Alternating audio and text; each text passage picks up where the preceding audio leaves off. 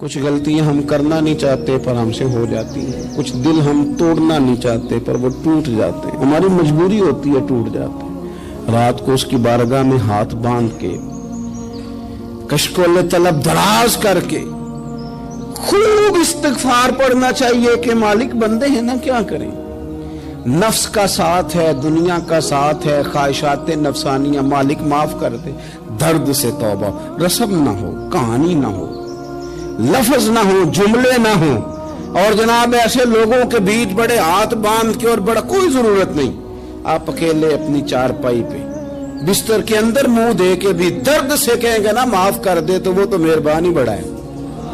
بندہ کوئی ناراض ہو جائے تو ہمیں کو نہیں نیند آتی، اس کے گھر چلے جاتے ہیں۔ ہم اپنے سارے رشتوں کو، تعلقات کو مینٹین کر کے رکھنے کے عادی ہیں، ہمیں پتہ ہے کہ وہاں میں نہیں جا سکا تو بیٹا بھیجتا ہوں، فلاں شادی پہ میں نہیں جا سکا تو بھتیجا بھیجتا ہوں، بھائی بھیجتا ہوں، ہر تعلق کا ہم نے خیال رکھا کوئی روٹھ نہ جائے۔ لیکن کمال ہے نا، یہ نہیں سوچا کہ اگر رب روٹھ گیا تو جب وہ روٹھ جائے نا تو سارے رشتے بھی بندے کے پاس موجود ہوں تو کوئی کارآمد نہیں ہوتا، پھر کروڑوں روپیہ جیب میں ہوں تو ڈاکٹروں کی دوائیاں اثر نہیں کرتی۔ وہ روٹھ جائے تو پھر انسان اس طرح سے پھسلتا ہے کہ بڑے بڑے اس کے پاس دروازے ہوتے ہیں پر کسی جگہ اس کا ہاتھ نہیں لگتا۔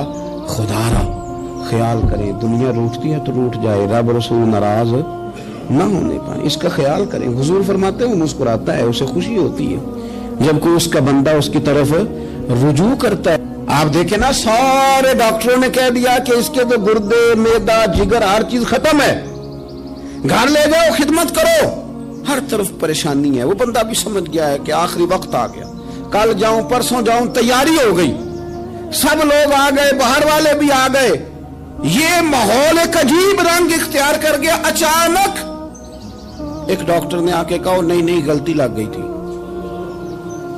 مجھے بتائیے انداز کیا ہوتا ہے؟ بغیر دعائی کے بندہ اٹھ کے کھڑا نہیں ہو جاتا، او میں تو بچ گیا ہوں۔ میرے نبی پاک صلی اللہ علیہ وسلم مثال دیتے ہیں، فرمایا ایک آدمی صحرا میں جا رہا، صحابہ سے حضور خطاب کر رہے ہیں، فرمایا ایک آدمی صحرا میں جا رہا تھا، اس نے اپنی اونٹنی پہ کھانا، پانی، پیسے، ہر چیز رکھی ہوئی تھی، صحرا تھا بہت بڑا، درمیان صحرا کے گیا تو تھوڑا سا سستانے کے لیے، آرام کرنے کے لیے اونٹنی سے نیچے اترا۔ اب اس نے اونٹنی کی لگام، اونٹنی کی نکیل اپنے سرہانے کے نیچے رکھی، ہاتھ کے ساتھ پکڑی اور سو گیا۔ تھوڑی ہی دیر کے بعد جب اس کی آنکھ کھلی تو دیکھا اونٹنی غائب ہے۔ صحرا میں وہ پیدل نہ آگے جا سکتا ہے، نہ پیچھے جا سکتا ہے، نہ دائیں نہ بائیں، کھانے کو روٹی نہیں، پینے کو پانی کا قطرہ نہیں، تھوڑا ادھر بھاگا ادھر بھاگا، تھک گیا۔ کریم محبوب فرماتے ہیں وہ پوری طرح نڈھال ہو گیا اور مایوس ہو گیا، معاذ اللہ، مایوس ہو کے دوبارہ اسی جگہ آ کے لیٹ گیا جہاں پہلے لیٹا تھا، انتظار کرنے لگا کہ اب موت ہی آئے گی، آخری وقت ہے، اب نہ میں پیدل یہ صحرا کراس کر سکتا ہوں، نہ پیچھے جا سکتا ہوں، نہ کھانا ہے نہ پانی ہے، سوائے موت کے کوئی سہارا نہیں۔ حضور فرماتے ہیں وہ رستے میں دوبارہ لیٹ گیا، اچانک اس نے رخ بدلا تو اونٹنی سامنے کھڑی تھی۔ حضور نے صحابہ سے پوچھا بتاؤ نا اسے بھلا کتنی کو خوشی ہوگی؟ یا رسول اللہ جسے نئی زندگی مل گئی ہے۔ نبی پاک صلی اللہ علیہ وسلم فرمانے لگے اس کی اونٹنی مل گئی، بتاؤ بھلا اسے کتنی خوشی ہوگی؟ یا رسول اللہ وہ تو دوبارہ دنیا میں آ گیا۔ حضور فرمانے لگے اسے کچھ بھی خوشی نہیں ہوئی۔ جب کوئی رب کا گناہگار بندہ آ کے توبہ کرتا ہے، رب کو اس سے کئی گنا زیادہ خوشی ہوتی ہے۔ میرا بندہ آ گیا ہے، میرا بندہ آ گیا ہے، میرے گھر آ گیا، اس نے آنسو بہائے ہیں، اس نے کہا اللہ میں تیرا ہی ہوں، تیرا ہی رزق کھاتا ہوں، تیری ہی زمین پہ رہتا ہوں، تیرے نام سے میری سانسیں چلتی ہیں۔ وہ آ گیا۔ فرمایا اس اونٹنی والے سے زیادہ رب کو خوشی ہوتی ہے جب گناہگار آ کے توبہ کرتا۔ گناہگاروں کے آنسو اس کی بارگاہ میں بڑے مقبول ہیں، لیکن ہم رسم ادا کرتے ہیں، توبہ نہیں کرتے، ہم اپنے آپ کے ساتھ دھوکہ کرتے ہیں، جھوٹ بولتے ہیں۔ ہم نہ گناہگاروں پر بھی فتویٰ دینے میں جلدی کرتے ہیں اور نیکی پر بشارت دینے میں بھی جلدی کرتے ہیں، حالانکہ یہ ہماری ذمہ داری نہیں۔ پتہ نہیں اللہ تعالیٰ کس کو کب توفیق توبہ دے کے اپنے قریب کر لے، لیکن بڑی جلدی ہے، بڑی جلدی فتویٰ دینے میں۔ اور یہ فتویٰ صرف مفتیوں کا نہیں رہ گیا، یہ میری طرح کے، آپ کی طرح کے ڈھیروں لوگ ہیں جنہوں نے جیب میں فتوے ڈالے ہوئے۔ भाई आपने क्यों जिम्मेदारी ले ली है जन्नत में दाखिल करने की और निकालने की, ये तो मेरे रब करीम का करम है, वो जिसको चाहे जब चाहे जितना चाहे अता करे।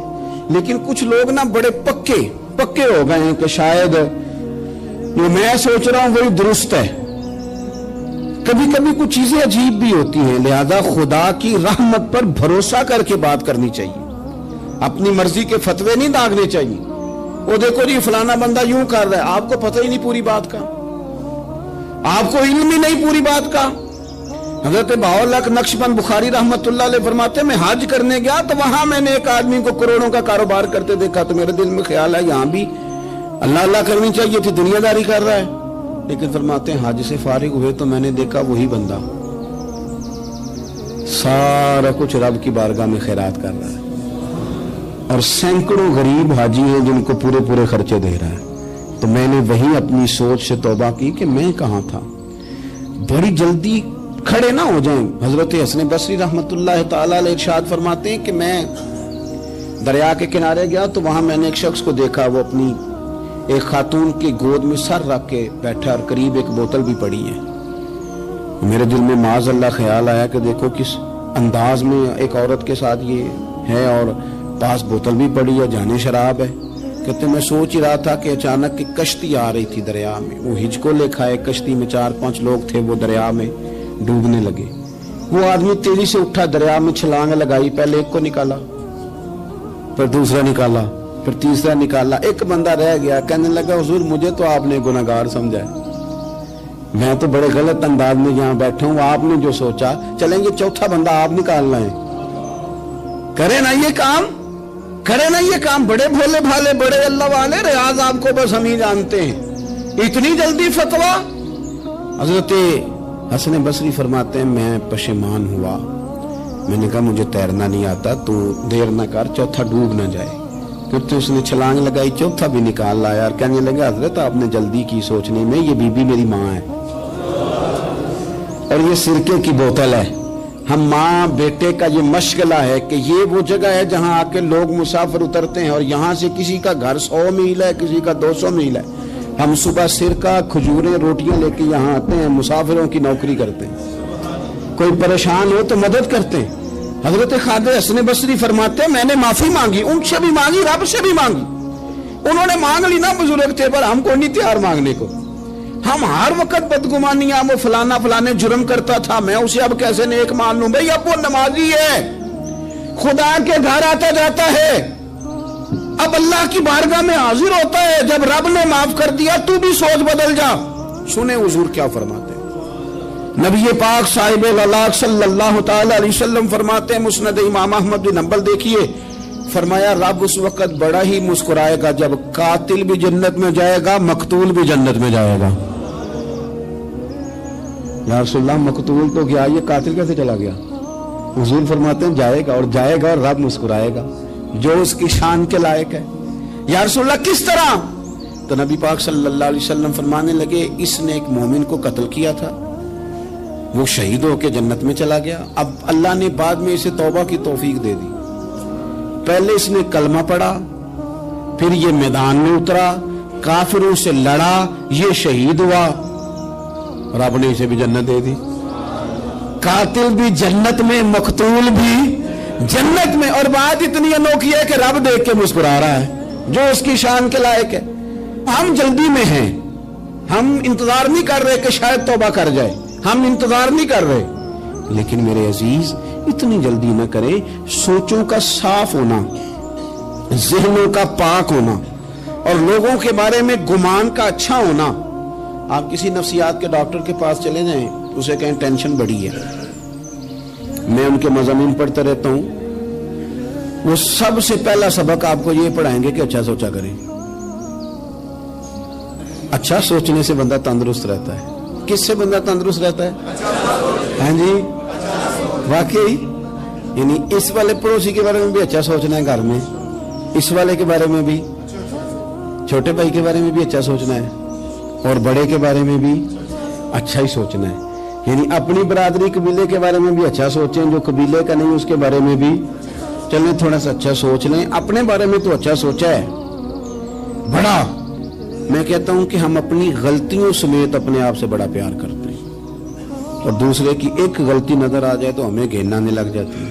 آپ جلدی نہ کریں، مالک نے موقع دیا ہے بندوں کو، نہ وہ کسی کا رزق چھین رہا ہے، نہ سانسیں چھین رہا ہے، وہ اپنی زمین پہ چلنے بھی دے رہا ہے، رہنے بھی دے رہا ہے۔ تو جب اس نے موقع دیا ہے آپ بھی تھوڑا موقع دیں، اللہ بڑا کریم ہے، دروازے کھولے گا، اس کے بندے اس کی بارگاہ تک پہنچیں گے۔ بدگمانیاں اور پھر بدگمانیوں کا عروج اور اس لیول تک جا کے بات کر دینا کا جہاں سے خوف آئے کہ یار یہ بات نہیں کرنی چاہیے۔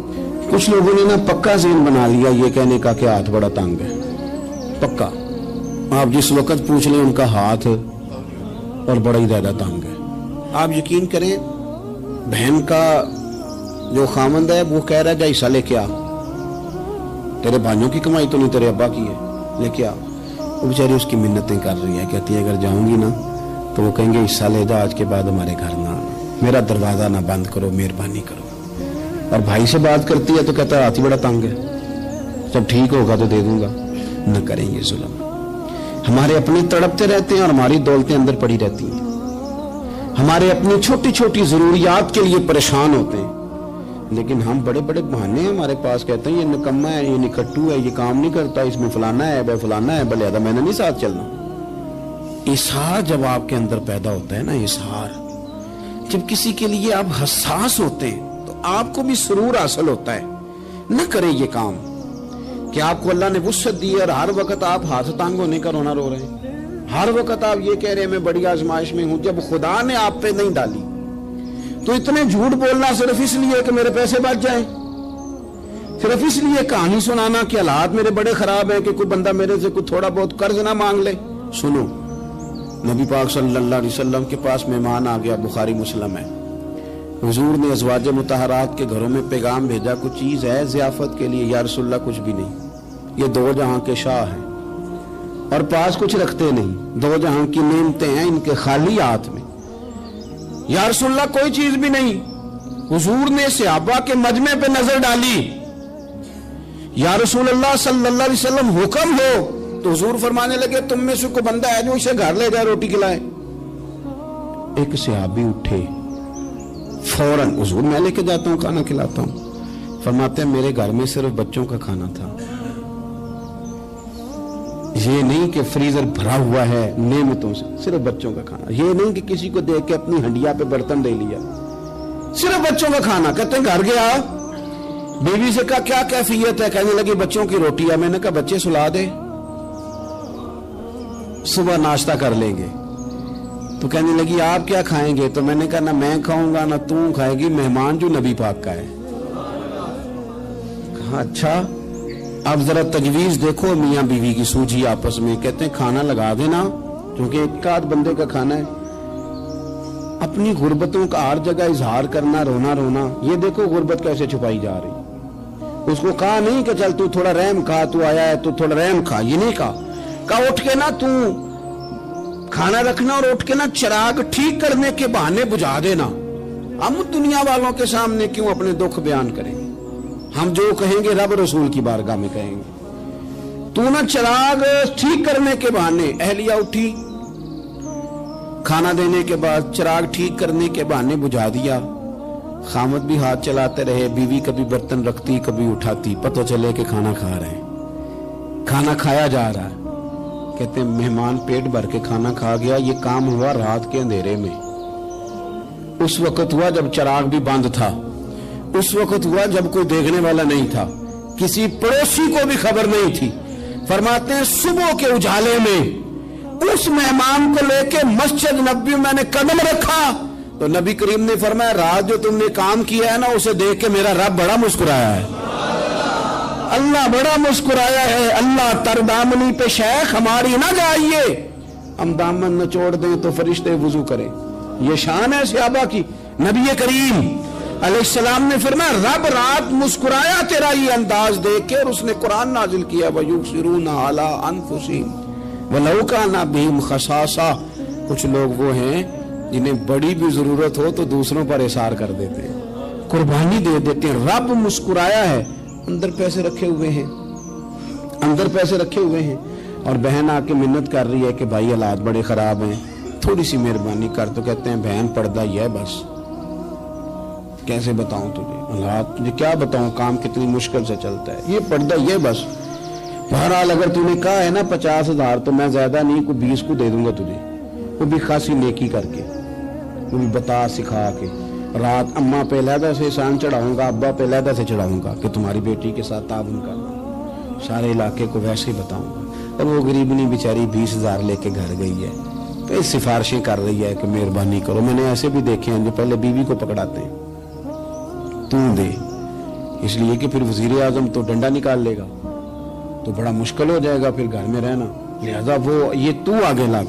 ये क्या लहजा है आपका, ये तो किसी को भी दे तो छुपा के देने का हुक्म है, किसी को भी दे तो हमें हुक्म ये है कि सीधे हाथ से देना है, उल्टे को खबर। और ये जो बिल्कुल ही अपने हैं उन पर तो पर्दा पोशी आपके लिए वैसे ही जरूरत थी। मेरे अजीज, रब मुस्कुराता है। मेरे नबी पाक अलैहिस्सलाम ने ये आमाल हमें बताए जिन पर अल्लाह मुस्कुराता है, खुश होता है। और बाज लोगों को हुजूर ने नॉमिनेट किया। हज़रत साद बिन मुआज़ रज़ी अल्लाह ताला अन्हु अजीम सहाबी थे। ये वो खूबसूरत सहाबियां जिनके जनाजे को कंधा मेरे नबी पाक ने अता फरमाया, हुजूर ने कंधा अता फरमाया। कमाल हो गई, निर्ख बाज़ारे मोहब्बत का अनोखा ही हो गया, खुद खरीदारों में शामिल आके मौला हो गया। हुजूर ने कंधा दिया। हज़रत साद बिन मुआज़ रज़ी अल्लाह ताला अन्हु का जब जनाजा उठा, उनकी वालदा रो पड़ी, बड़े दर्द से रोई, माँ थी ना। उनकी आवाज जब हुजूर तक गई तो नबी पाक ने फरमाया आंसुओं को रोक ले, आवाज को कम कर ले, तेरे बेटे की तो जब रूह परवाज हुई है तो रब मुस्कुराया है। जिसके आने पे रब राजी हो, मुस्कुरा दे जो उसकी शान के लायक है।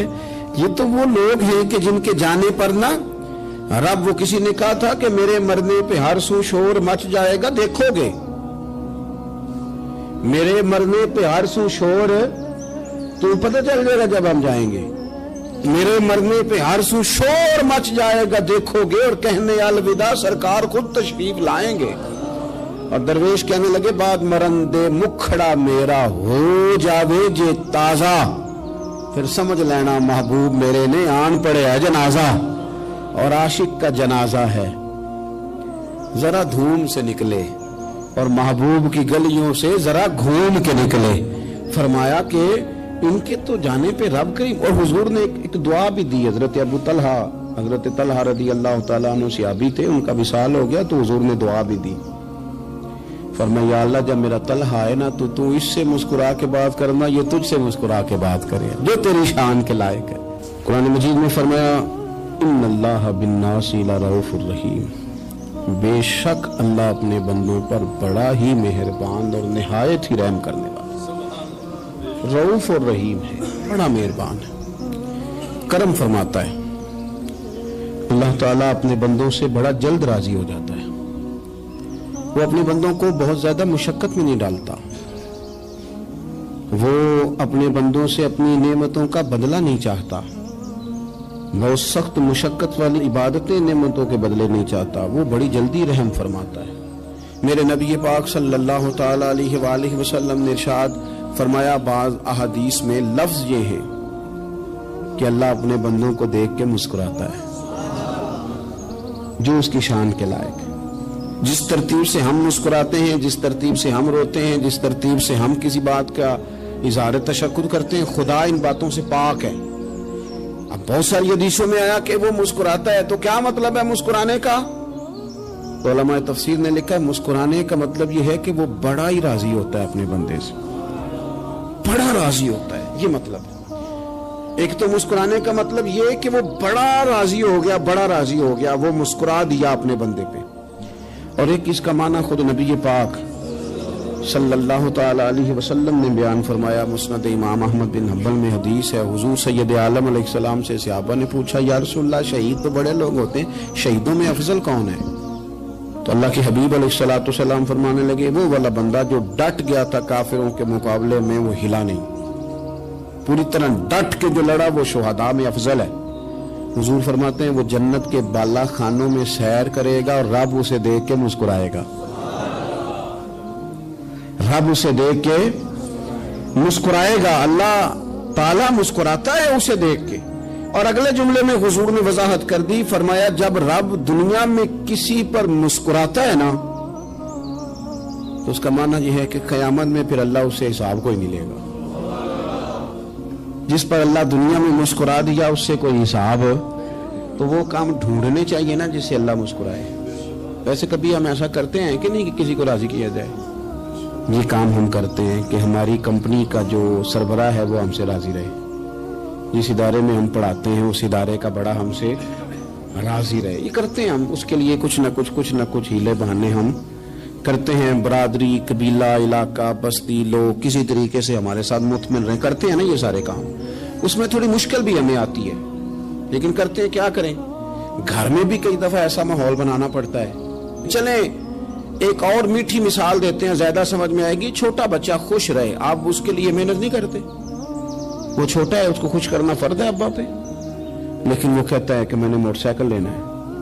چھوٹا ہے، چلا ہی نہیں پائے گا، تو ابا پھر اسے راضی کرتا ہے، کہتا ہے بیٹے چھوٹا سائیکل لے لے، چل میں تجھے اڑانے والا جہاز لے دیتا ہوں۔ مقصود کیا ہے کہ اس کو ناراض نہیں کرنا، یہ روئے نہ، اس کا دل نہ ٹوٹے۔ یارو سنو نا میں کیا کہہ رہا ہوں، اگر چھوٹے بچے کے لیے وہ چیزیں ڈھونڈتے ہو، میرے ابا جی نا اپنے نواسے کے لیے کھلونا لے کے آئے تو بچہ بڑا ہی کھیلا تو ابا جی کہنے لگے لو پیسے پورے ہو گئے میرے۔ بچے کو پسند بڑا ہے نا، پیسے پورے کر چھڑے نے، دیکھو نا جی کتنا اس کو راضی ہوا ہے۔ تو انسان کیا کرتا ہے کہ کوشش کرتا ہے، چھوٹا بچہ بھی ناراض نہ ہو تو وہ چیزیں وہ ڈھونڈتا ہے کہ اس کو کیا پسند ہے، چاکلیٹ لے جاؤں، فلاں چیز لے جاؤں، آئس کریم لے جاؤں۔ تو ایک بچے کے لیے، گھر کے لیے، سربراہ کے لیے اتنی محنت کرتے ہو تو وہ کام بھی ہمیں ڈھونڈ کے تلاش کرنے چاہیے نا جس سے رب راضی ہوتا ہے، اللہ راضی ہوتا ہے۔ بتاؤں وہ کون کون سے کام ہیں؟ نبی کریم صلی اللہ تعالی علیہ وسلم نے ارشاد فرمایا 3 لوگ ہیں جنہیں دیکھ کے رب مسکراتا ہے۔ یا رسول اللہ صلی اللہ علیہ وسلم وہ کون کون سے؟ تو محبوب فرمانے لگے ایک وہ بندہ ساری مخلوق سوئی ہے، آدھی رات ہے، رات کا پچھلا پہر ہے، اس نے اٹھ کے وضو کر لیا، مصلی پہ کھڑا ہو گیا خدا کی یاد میں، فرمایا اسے دیکھ کے رب مسکراتا ہے جو اس کی شان کے لائق ہے۔ مسکراتا ہے اللہ۔ یہ تو سونے کا ٹائم تھا، یہ تو گہری نیند آنے کا وقت تھا، رات کا پچھلا پہر۔ رات پوے تے بے درداں نو نیند پیاری آوے، تے درد منداں نو یاد سجن دی ستیاں وی آن جگاوے۔ اور ساون کی کالی راتوں میں جب بوندا باندی ہوتی ہے، وہ راتوں کو اٹھ اٹھ روتے ہیں جب خلقت ساری سوتی ہے۔ اللہ مسکراتا ہے۔ اور سننا میرے بھائی، میرے نبی پاک صلی اللہ تعالی علیہ وسلم فرماتے ہیں جب مسلمان نماز کے لیے صفیں بناتے ہیں نا، ترتیب لگ رہی ہوتی ہے، اب اللہ کی بارگاہ میں کھڑے ہوں گے، قیام کریں گے، رکوع کریں گے، سجود کریں گے، فرمایا جب مومن صفیں بناتے ہیں تو رب دیکھ کے مسکراتا ہے، مسکراتا ہے۔ کمال ہو گئے عروج بندگی کا، جب بندے کو دیکھ کے رب مسکرائے۔ خدا بندے سے خود پوچھے بتا تیری رضا کیا ہے، مسکراتا ہے۔ اور میرے نبی پاک علیہ السلام فرماتے ہیں جب مجاہد جہاد کے لیے صفیں سیدھی کرتے ہیں، آج تو یہ رب کے نام پہ مرنے ہی آ گئے، یہ صفوں میں کھڑے ہوں گے، ترتیب سے لڑیں گے، ترتیب سے گلا کاٹیں گے کافروں کا یا شہادت لیں گے۔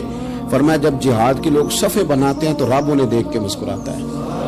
کتنے نصیبوں والا وہ بندہ ہے جسے دیکھ کے مسکرا دیا۔ اور یار کبھی تیرا بیٹا تیرے سامنے مسکرائے نا چھوٹا، تو تیرا دل باغ باغ ہو جاتا ہے۔ تیری ماں بیمار کسی ایک دن صحیح طرح ہنس پڑے تو طبیعت خوش ہو جاتی۔ مجھے بتاؤ نا جس کا رب بھی اسے دیکھ کے ہنس پڑے، جو اس کی شان کے لائق ہے، کیا اس بندے کے نصیبیں ہیں، کیا اس کے مقدر ہیں۔ آپ اس مقام پر اپنے آپ کو لائیں۔ اب دیکھیں نا یہ حدیث آپ نے سن لی، اب ہم نے نا اس طرح صفحے نہیں بنانے جس طرح ساری دنیا، اب ذرا صفحے بھی شوق سے بنائیں گے، آپ ذرا تھوڑا سا شوق پیدا کریں گے، بھئی یہ تو میں وہ کام کرنے لگا ہوں جسے دیکھ کے رب مسکراتا ہے۔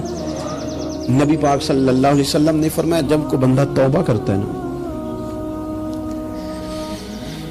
ہم توبہ کا رٹا لگاتے ہیں، یا اللہ میری توبہ، یا اللہ۔ اور توبہ کا تو مطلب یہ ہے کہ پچھلے گناہوں سے پکی توبہ، آج کے بعد یہ غلطی نہ کرنے کا پکا وعدہ۔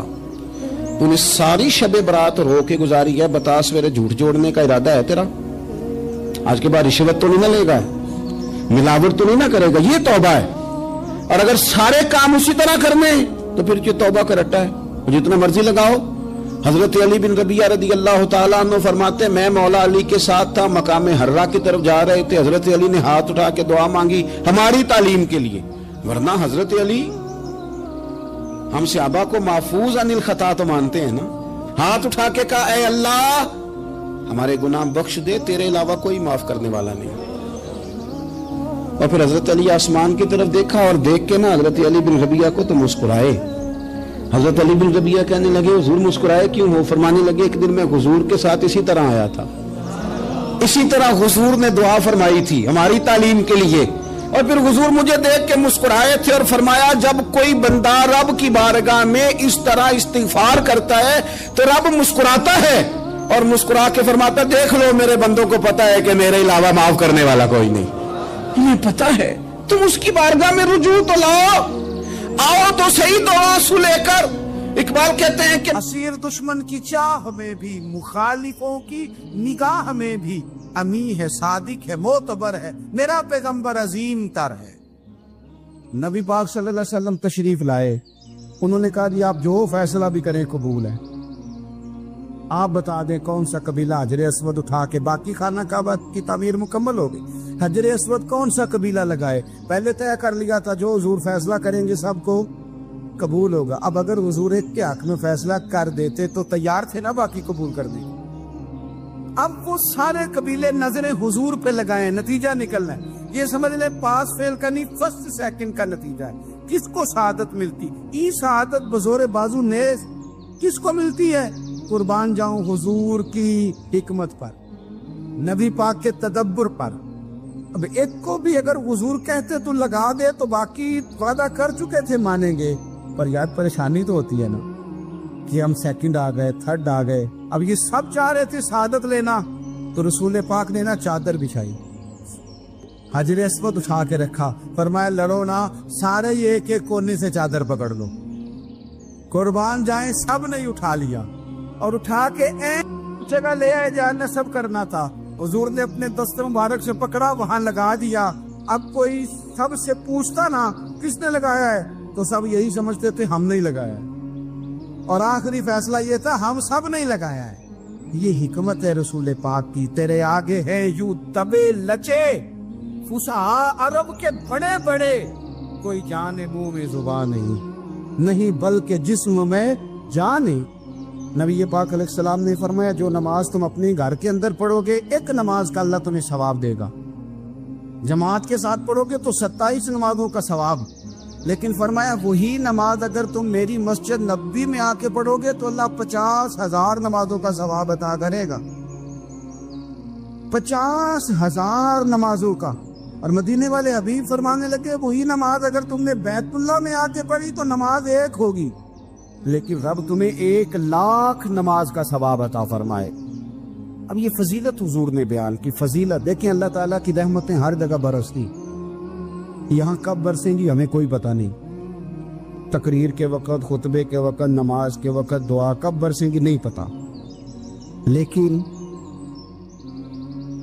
خانہ کعبہ کا جو معاملہ ہے اور وہاں جو رحمت کا معاملہ ہے, ملا رومی فرماتے ہیں کہ خدا کی رحمت اگر تجھے اتنی مل جائے نا قطرے کے برابر بھی, تو سمجھ لے تیری دنیا بھی بن گئی اور تیری آخرت بھی بن گئی.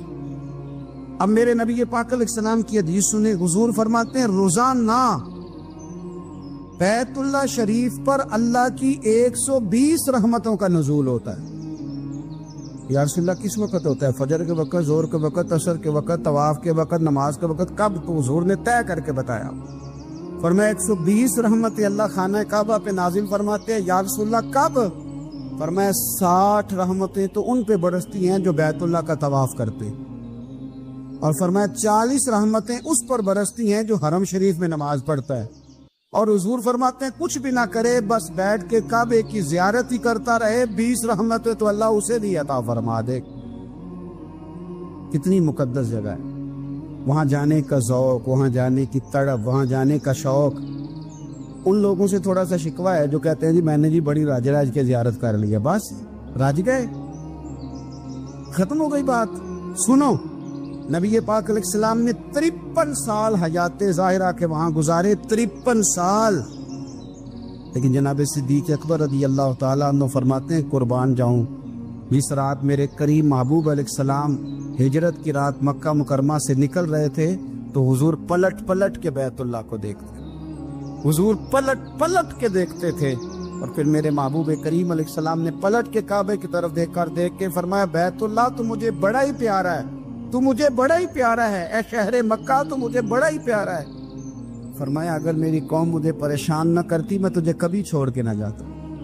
53 سال رہنے کے باوجود بھی حضور کا بیت اللہ سے پیار، نبی پاک کی اس شہر کے ساتھ وابستگی، وہ دلچسپی، وہ ذوق، وہ شوق، وہ کیفیات کیوں مان پڑتے جا رہے ہیں ہمارے جذبے؟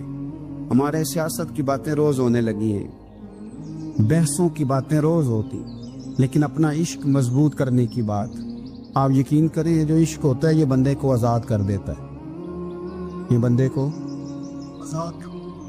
عشق آزاد کر دیتا ہے۔ اعلیٰ حضرت فرماتے ہیں اے عشق تیرے صدقے جلنے سے چھٹے سستے، جو آگ بجھا دے گی وہ آگ لگائی ہے۔ اور علامہ اقبال کہنے لگے اقبال سمجھاتے ہیں، وہ کہتے ہیں بجھی عشق کی آگ اندھیر ہے، اب مسلمان نہیں اب خاک کا ڈھیر ہے۔ کہتے ہیں بغیر عشق کے نا کوئی کام بھی، نماز بھی بغیر عشق کے پڑھی جاتی ہے تو کوئی مزہ ہی نہیں دیتی، بندے کہتے ہیں دل ہی نہیں لگتا، پیری مریدی ہے بغیر عشق کے ایسی رسم ہی ہے، ٹھیک ہے گزارا چل رہا ہے، قرآن شریف کی تلاوت ہے تو بغیر عشق کے کیسے کیفیات چلیں گی؟ اللہ رسول کے ساتھ پیار ہے تو کوئی دلچسپی نہیں، کوئی شوق نہیں، کوئی کیفیت۔ آپ یقین کریں کچھ بندوں پہ بندے کو تڑپ آ جاتی ہے، شوق آ جاتا ہے، یار یہ اس کو کیسے نکالیں، یہ کس طرح کا پیار کرتے ہیں، آ کے بیٹھا رہتا ہے، چپ کر کے بیٹھا رہتا ہے، کہتا ہے جی کوئی کام نہیں بس 10 منٹ ملنا ہے، بندے کو اس بندے پر ویسے ہی پیار آ جاتا ہے۔ کچھ ایسے سنگی ہوتے ہیں جو آستانوں پہ 10 چکر لگا کے آتے ہیں، شکوہ نہیں کرتے کہ میں 100 دفعہ بھی آیا ہوں فلانے حضرت ملے نہیں، وہ وارفتگی ہے، وہ شوق ہے ہمارا۔ جب تک اللہ رسول کے ساتھ رشتہ عشق کا تھا، پیار کا تھا، ذوق کا تھا، درد کا تھا، خلوص کا تھا، آپ یقین کریں طبیعتیں جمی ہوئی تھی۔ نبی پاک نے نا ہمیں تکلیف میں رہ کے پیار کرنے کا درس دیا۔ بخاری مسلم میں حدیث ہے، حضور اپنے مدینے کی شان بیان کرنے لگے، حضور فرمانے لگے، محبوب فرماتے ہیں یمن فتح ہوگا تو وہاں کھیت اچھے ہوں گے، کھلیان اچھے ہوں گے، کاروبار اچھے ہوں گے، تو کچھ لوگ مدینے والے وہاں جا کے رہنے لگ جائیں گے، آباد ہو جائیں گے، لیکن حضور فرماتے ہیں المدینہ تو خیر لہم لو کانوا یعلمون۔ بات کو سمجھنا، فرمایا کہ وہاں کھیت کھلیان اچھے ہیں، ان کا کاروبار وہاں زیادہ چلے گا، لیکن رسول کریم نے فرمایا مدینہ ہی ان کے لیے بہتر تھا، کاش وہ اس بات کو جان لیتے۔ فرمایا پھر عراق فتح ہوگا تو وہاں بھی کچھ لوگ چلے جائیں گے، کاروبار ان کا اچھا چل جائے گا، وہاں رہنے لگیں گے، لیکن فرمایا المدینہ تو خیر لہم لو کانوا یعلمون، فرمایا مدینہ ہی ان کے لیے بہتر تھا، کاش وہ سمجھ لیتے۔ اور میرے نبی پاک علیہ السلام نے فرمایا جو مدینے میں ڈٹے رہیں گے اور مدینے کی تکلیفوں پر صبر کریں گے، اذیتوں پر صبر کریں گے، فرمایا اگر وہ گناہگار ہوں گے مدینے میں رہنے والے تو میں قیامت میں ان کی سفارش کروں گا، اور اگر نیکوکار ہوں گے تو میں اللہ کی بارگاہ میں ان کی نیکیوں پر گواہ بن جاؤں گا، گویا میں ان کے ساتھ رہوں گا۔ مدینے کے ساتھ نبی پاک کی جو محبت ہے، حضور کا جو پیار ہے، جس رات میرے نبی پاک صلی اللہ علیہ وسلم مکہ مکرمہ سے نکل رہے تھے نا مدینہ طیبہ جانے کے لیے، تو حضور نے دعا فرمائی، کہا اے اللہ تو نے مجھے اس شہر سے نکالا جو مجھے بڑا ہی پیارا تھا، اے اللہ یہاں بڑی یادیں تھیں، بڑا پیار تھا، تو نے وہاں سے نکالا جو مجھے بڑا پیارا تھا، اے اللہ اب تو مجھے اس شہر میں داخل فرما جو تجھے بڑا پیارا ہے، وہاں داخل فرما جو تجھے بڑا پیارا ہے۔ مدینہ طیبہ کے لیے نبی پاک نے دعا فرمائی، کہا اے اللہ تیرے نبی ابراہیم علیہ السلام نے مکے کے لیے دعا کی تھی، میں مدینے کے لیے دعا کر، اللہ مدینے میں دگنی برکت عطا فرما۔ اللہ کے محبوب علیہ السلام کی خاص دلچسپیاں مدینہ طیبہ کے ساتھ، مدینے والوں نے نہ حکمرانی نہیں کی، تو حضور نے پہلے کہہ دیا تھا خلیفہ قریش میں سے ہوگا، لیکن حکمرانی نہیں کی، غلامی کی۔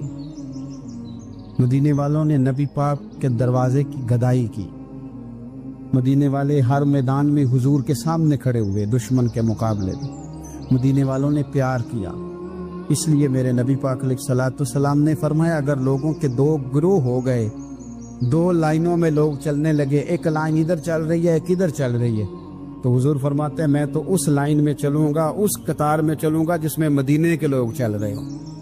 انصار مدینہ کے ساتھ حضور کا پیار، اس شہر کے ساتھ حضور کی دلچسپیاں، پیار دیکھیں نا، بندہ جب اپنے گھر واپس لوٹ کے آتا ہے تو شوق ہوتا ہے ذرا جلدی سے نا گھر پہنچ جاؤں، ذرا تھوڑا جلدی چلا جاؤں۔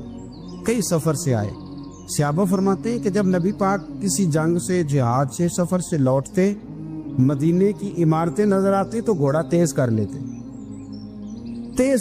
اپنے اندر نا یہ ذوق پیدا کریں، یہ پیار پیدا کریں۔ آپ یقین کریں کوئی ٹھنڈے ٹھنڈے مسلمان، وہ کوئی کیفیت نہیں، صبح سے شام تک میں دوستوں سے کہا کرتا ہوں الحمدللہ کبھی ایک آیت پڑھ لینا قرآن پاک کی ترجمہ اور تفسیر کے ساتھ تو سارا دن وہ گھومتی رہتی ہے دماغ میں، رات کو اس کا ذائقہ رہتا ہے روح میں۔ تو جب میں اور آپ سارا دن پڑھیں، سیاست کریں، سیاست سنائیں، کہانیاں کریں، غیبتیں، پھر دماغ میں الٹے سیدھے خیالات ہی آنے ہیں۔ تو اگر صبح اٹھتے ہی سب سے پہلے مدینے والے کی ایک نعت سنی جائے اور شام کو سوتے وقت بھی ایک نعت